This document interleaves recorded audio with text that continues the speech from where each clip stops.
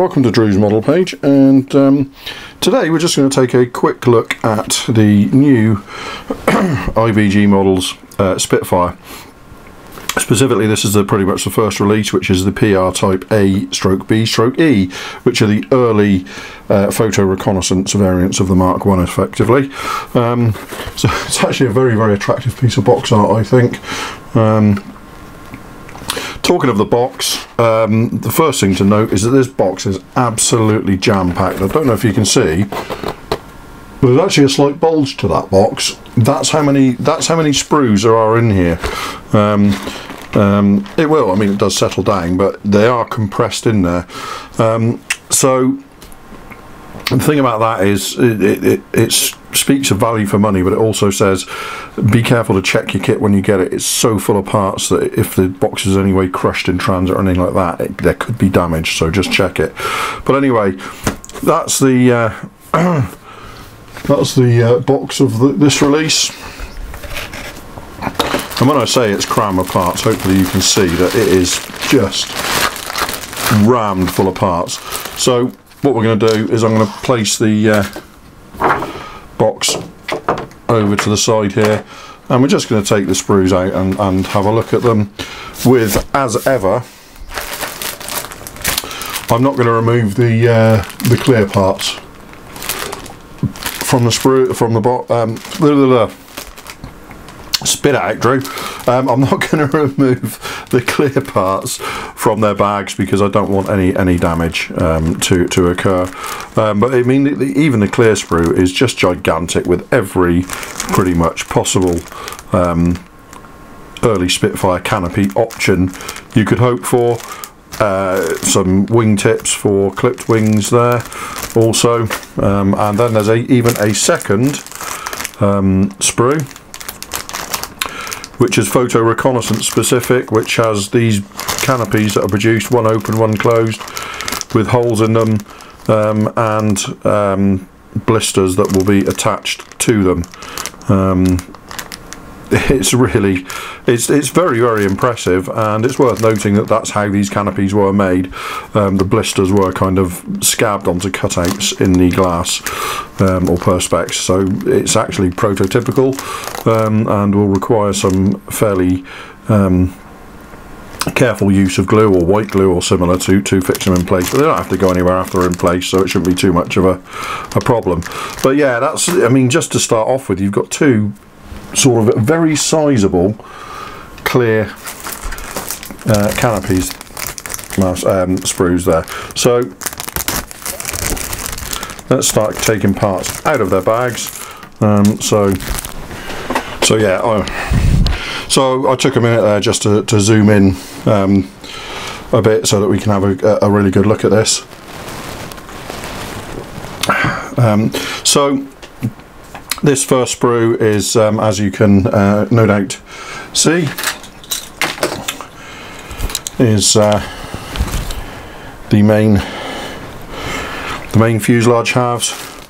I'm just going to take this out because this photo reconnaissance sprue here, there is an additional photo reconnaissance specific sprue here with an additional starboard fuselage half. But you get kind of the starboard inner interior part. I mean, this is just very, very delicately done. I was worried about the rivets on the model, looking at sort of early test and pre-production shots and stuff that were advertised. The rivets looked sort of seriously overdone to my eye.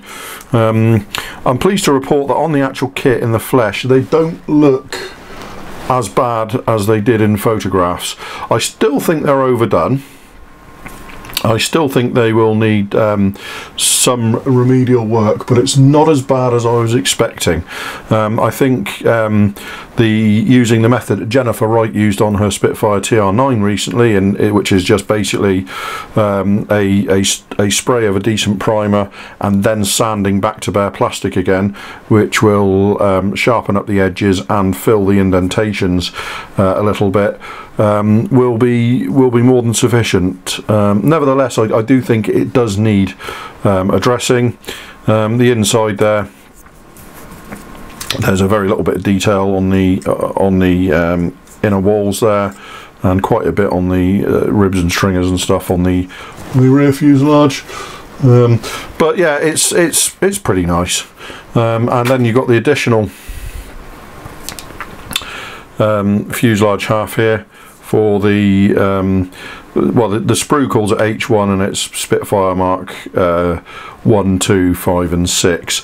So it's got a bunch of like extra parts and camera hatches and camera fairings and things, and a deep oil cooler, oil tank for the cowling, which I don't think is used on any of these variants, to be fair. And again, it's very nicely done. The level of detail in this kit really is hugely impressive. There's a bunch of cameras here, look, and hopefully you can see, that's my finger, so that's how, that's how small this is. I've recently been building a few larger scale Spitfires, and I have to say that as a traditionally not rabid but very enthusiastic 72nd scale man, I'm quite shocked at how small this actually feels to me. It feels absolutely tiny to me after building some larger scale ones recently, but there you go, that's by the by. So the levels of detail that have been achieved here relative to the size is really quite spectacular. So you've also got, just to go back, you've got two separate fuel tank covers for in front of the canopy to deal with, presumably, I think it's just different windscreens and stuff. So yeah,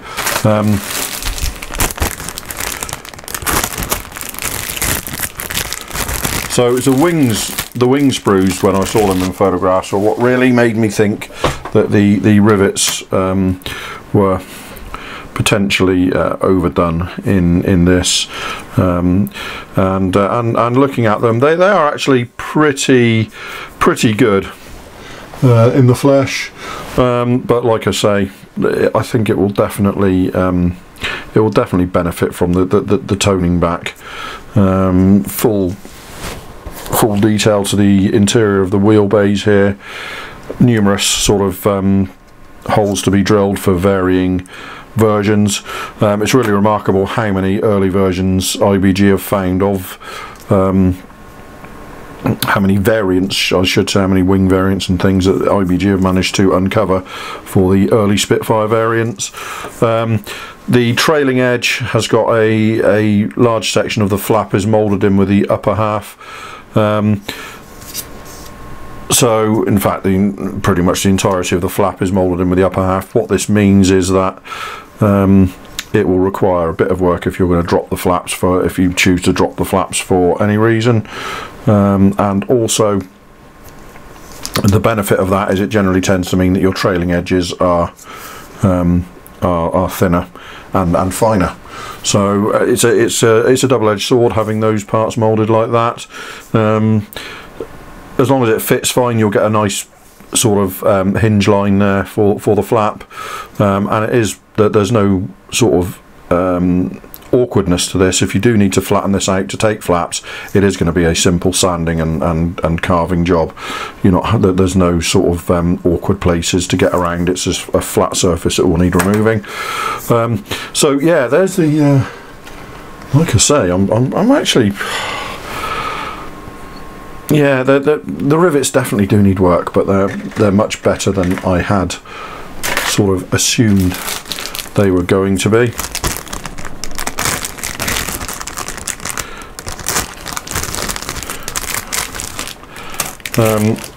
We've got a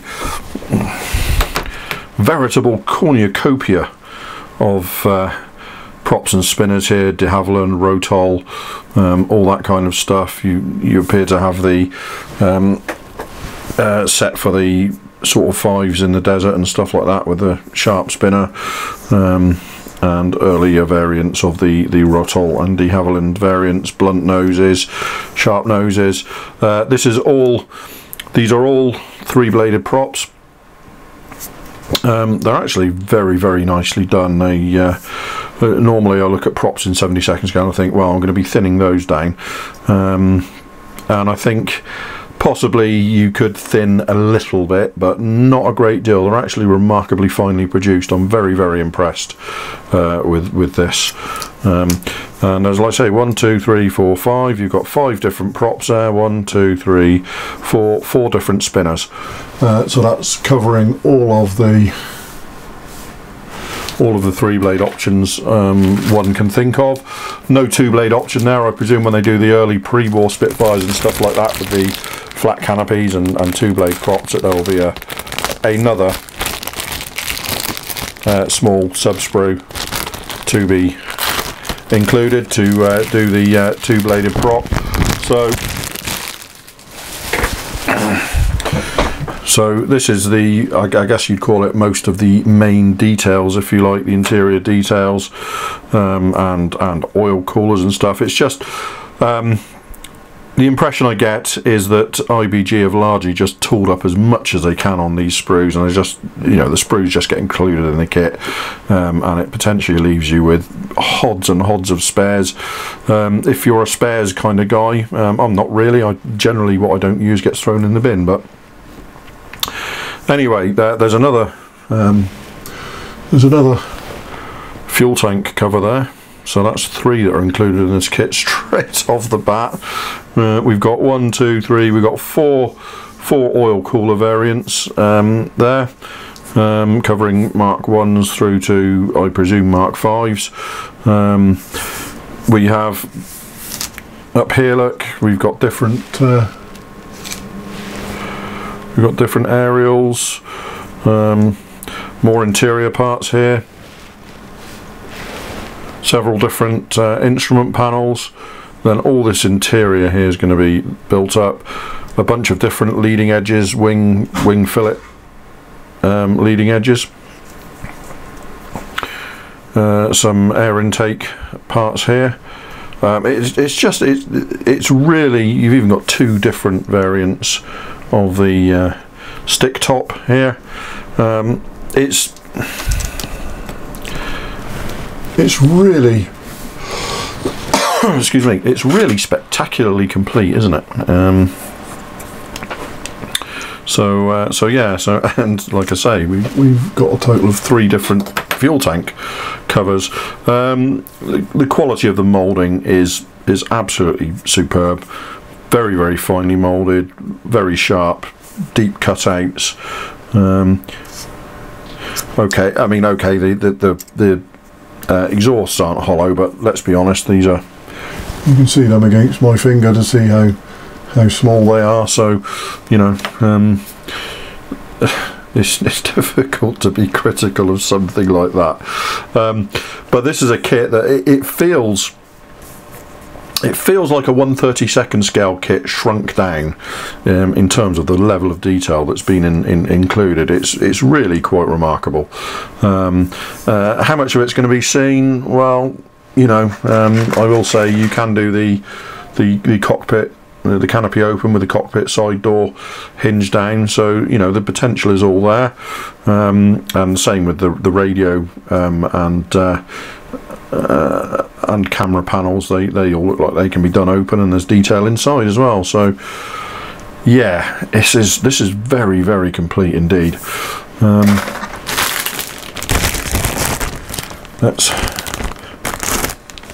Let's have a look at the next sprue.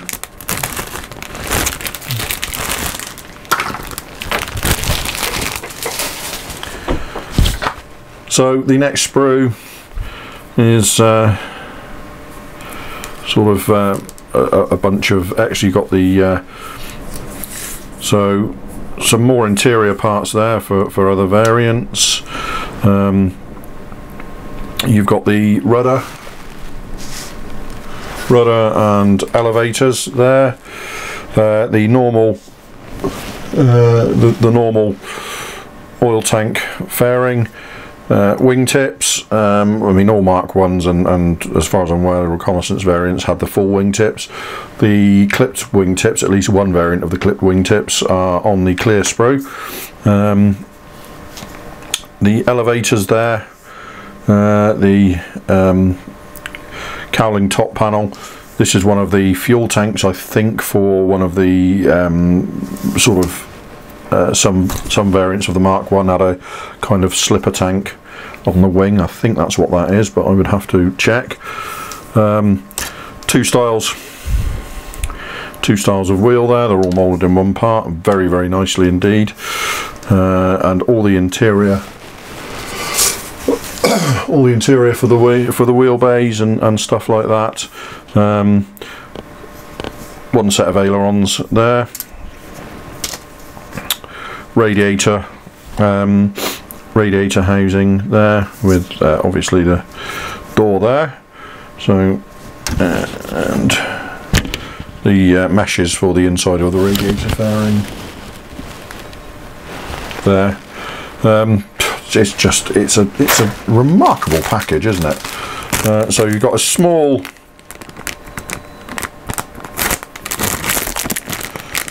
stub sprue here. This sprue is marked as F1, and there you go. There's a set of early style ailerons there, and also the two-bladed prop is included there. So that two-bladed prop is in 3 parts, a spinner and 2 blades. Again, it's really, really nice. It's beautifully done, and a third option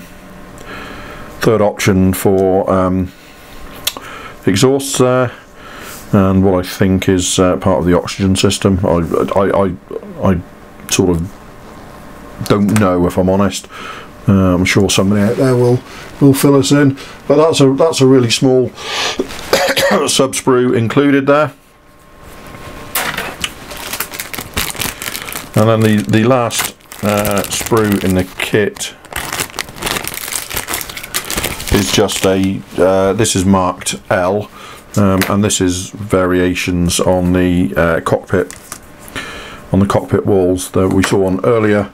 There was one cockpit wall included on the F2 sprue there. There's 3 more cockpit walls included on this sprue, which appears to be 2 starboard and 1 port. Funnily enough, that one is a starboard one as well. So in total, this kit includes 3 different variations. 3 different variations on the starboard cockpit wall and 1 port cockpit wall. So there you go.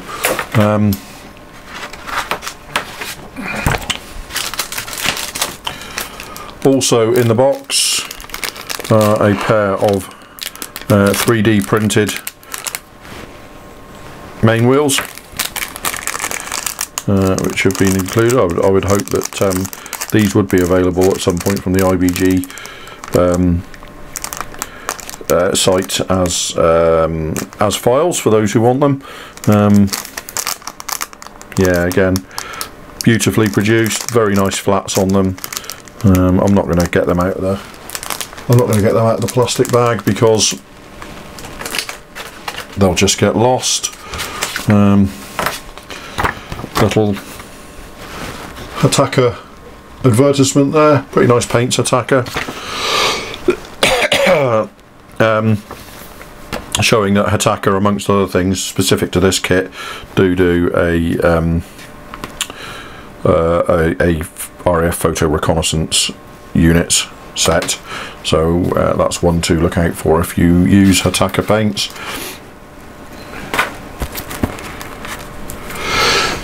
Oh, excuse me, sneeze. Oh. Okay, very nice decal sheet here, printed by Techmod. So Techmod have been one of the leading decal manufacturers. Oh lordy. Right, before we go to the decals, there's an etched brass set there with a lot of bits in there. Headrest armour, seat armour, air intake, meshes, seat belts, lots and lots of. Actually, I say lots and lots. It's not lots and lots. It appears to be fairly well thought out. There's not too much here that looks like it's been done for the sake of doing it. It all looks like fairly useful stuff to me. We will see when we come to a build, obviously, but I'm quite liking that. I found that when they did the Focke-Wulf FW190, the Dora 9s and 11s and 13s and stuff, a lot of the etch in there was incredibly fragile, and I didn't think it was all that well thought out. It was a lot of stuff for the wheelbase and things like that, which in 72nd is ultra fiddly, so I wasn't a huge fan. This appears to have been done quite differently, with a view to actually being a useful etched set. So with that out of the way, we will go to the decals now, and like I say, this is printed by Tecmod. I have a tendency to mask and spray most of these markings these days, but that said, I would be, you know, these are good enough that there would be nothing, no criticism at all in using these, because basically I know the quality of Tecmod. Very interesting that in an early sort of low visibility attempt, some of the roundels have the white areas in clear to allow the background shade to show through as a kind of early attempt at low visibility. Colours look pretty good. The wartime red is perhaps not as russet as it could be, but it is reasonably dull. The blue on these roundels is quite saturated, and the blue on these roundels is quite desaturated, which looks, you know, looks pretty nice. So they have sort of accounted for the differences in roundels between sort of the immediate start of the war and going on into the war. So there are 4 options as far as I can tell on the sheet. It's perfectly registered. It's nicely trapped, and yeah, very nicely. All the decals are numbered, and the colours look good. And not only are they look perfectly trapped to me, the carrier film is very nicely thought out. It's very close cropped, and very sensibly done. So it's actually a really nice decal sheet, and even as somebody who would mask and spray most markings, I would be tempted maybe to use these.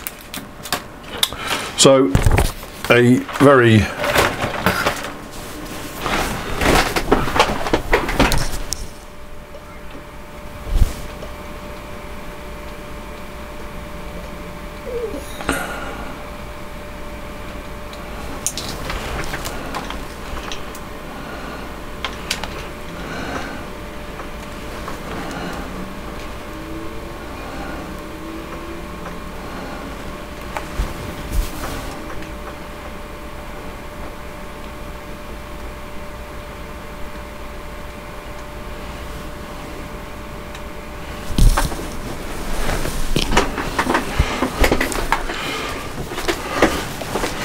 So it's a very nice booklet style instruction sheet.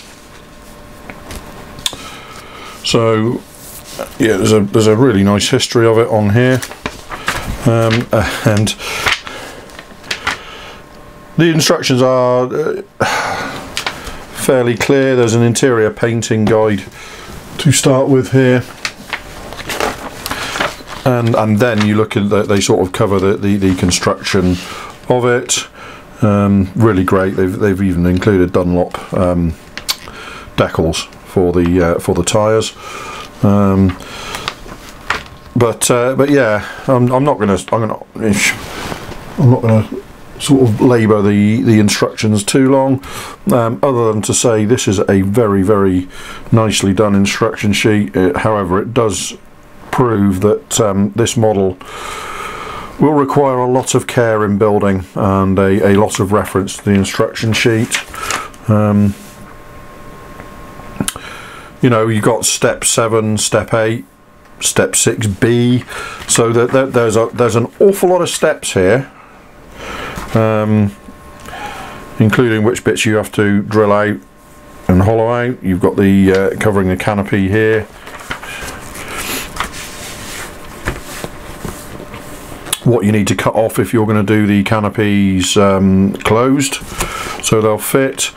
It's a fairly conventional modern Spitfire construction. You've got the lower cockpit walls here all assemble up together with the floor, and then it all pops up into the lower fuselage. It's a fairly sort of normal construction for the Spitfire kits these days, I think. So canopy here, you've got 2 different styles of canopy, including, you know, you've got an armoured windscreen here, and just a clear windscreen here for different variants.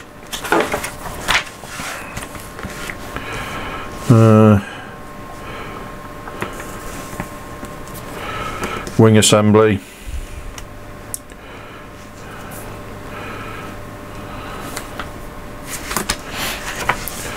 Elevators, and bringing it all together with the right with the right sort of oil tank cover and stuff like that.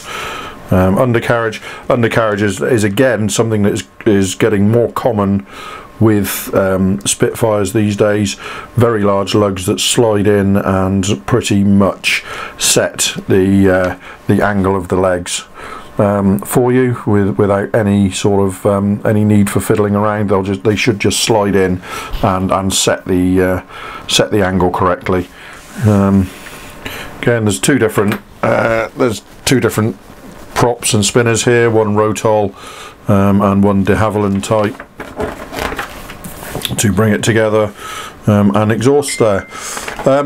So there are 4 different variants of the Spitfire, of the PRs here. So we've got a PR type A here, which is from 1939, and the colour is the original sort of camo tint. So this was very early on, before these colours were sort of formalised, if you like. Now I'm led to believe that camo tint is kind of a very light variant of sort of interior green stroke sky. You know, it's a very sky colour, very green but very pale. I'll have to do a lot of research into this to find out what the exact one is, but this one is the one where they've gone for a low vis, no white in the roundels, so the camo tint shows through the white areas of the roundels. The next option is for a 1941, and this is painted in a medium blue colour, and I'm saying specifically medium blue because this was before, I think, PRU blue actually became a thing. So it's sort of like the colour that would become PRU blue in the fullness of time.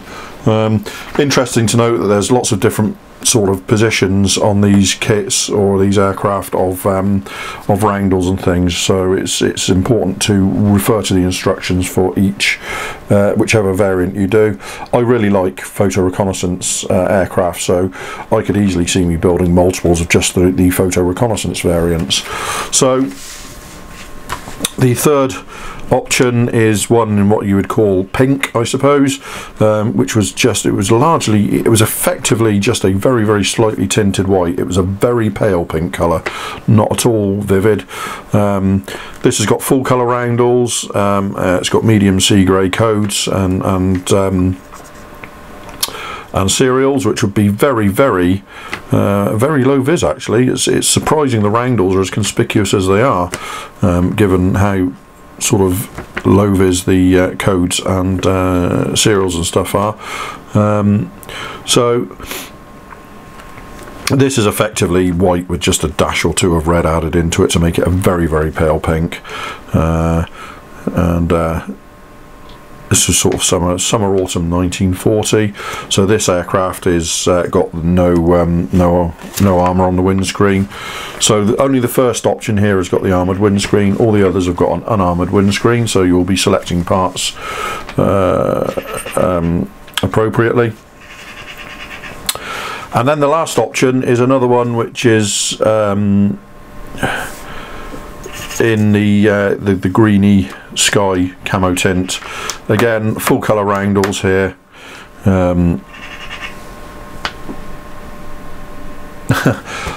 These are the same aircraft.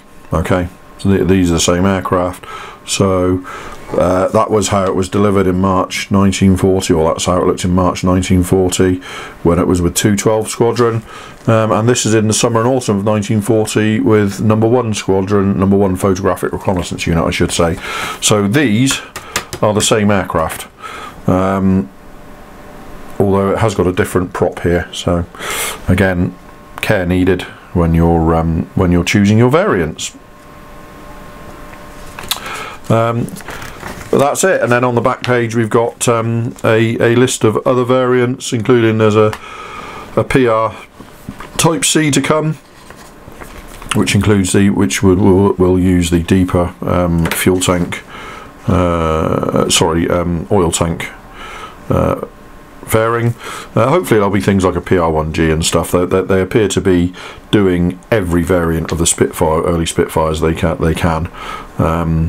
And of particular interest to me is an early Mk.1 with flat canopy and stuff. So yes, that's the initial release of the IBG, much talked about, I should say, IBG Spitfire Mk.1, which is obviously going to lead on to Mark 2s and 5s, and you know, who knows, we might eventually see a Mark 5C, and I believe they've kind of they've beaten Edouard to the punch, because Edouard have also got these in preparation for early next year, so it'll be interesting to see how that competition plays out. But yeah, there's the that's the IBG 72nd scale Spitfire Mk.1. It's very, very complicated, very, very complete, but overall very impressive. Like I say, I do think the rivets will need a little bit of trimming back, a little bit of sanding back to make them slightly less conspicuous, but outside of that, I think this has got the potential to make up into a quite beautiful model. So we will see.